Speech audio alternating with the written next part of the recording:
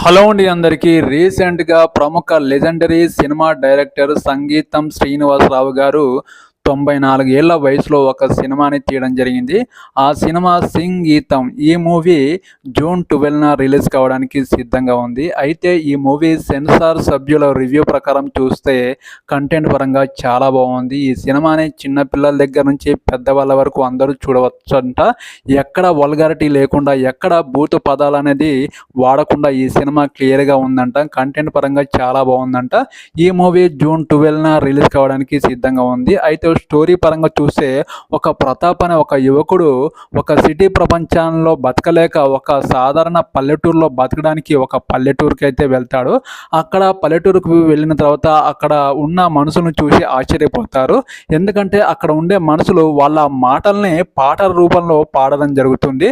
అలాంటి మనుషులను చూడడం అదే ఫస్ట్ టైం. అలాంటి టైంలో ఆ ఊరిలో ఆధునిక ఆచారాలు, అలాగే సంస్కృతి ఆచారాలు, అలాగే పూజలు, క్షుద్ర పూజలు ఇవన్నీ జరుగుతుంటాయి. అలాంటి టైంలో హీరోకి ఒక దుష్ట శక్తులు ఆవహిస్తాయి. అలాంటి టైంలో హీరో ఆ ఊర్లో ఏం చేశాడో, అలాంటి దుష్ట శక్తుల నుంచి బయటపడ్డాడా, అసలు ఆ ఊర్లో ఆ మాటల ద్వారా పాటలు పాడి చెప్పే విధానం ఎలా వచ్చింది, అసలు ఆ ఊరి కల్చర్ ఏంటి అనేది ఈ సినిమాలో కంటెంట్ పరంగా చూపించడం జరిగింది. కంటెంట్ పరంగా చూస్తే బలంగానే ఉంది, కానీ ఇప్పుడున్న యూత్కి ఈ సినిమా నచ్చుతుందా లేదా అనేది ఇది చెప్పలేము. ఎందుకంటే సంగీతం శ్రీనివాసరావు గారు తెలుగులో చాలా సినిమాలు తీశారు. బాలకృష్ణతో మంచి సినిమాలు తీశారు.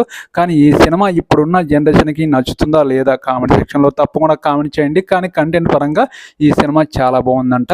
ఈ సినిమా మీద తప్పకుండా కామెంట్ చేయండి. నా ఛానల్ని వెళ్ళే ముందు ఎవరైనా సబ్స్క్రైబ్ చేసుకునే వాళ్ళు ఉంటే please support my channel, subscribe చేయండి. ఓకేనండి, బాయ్.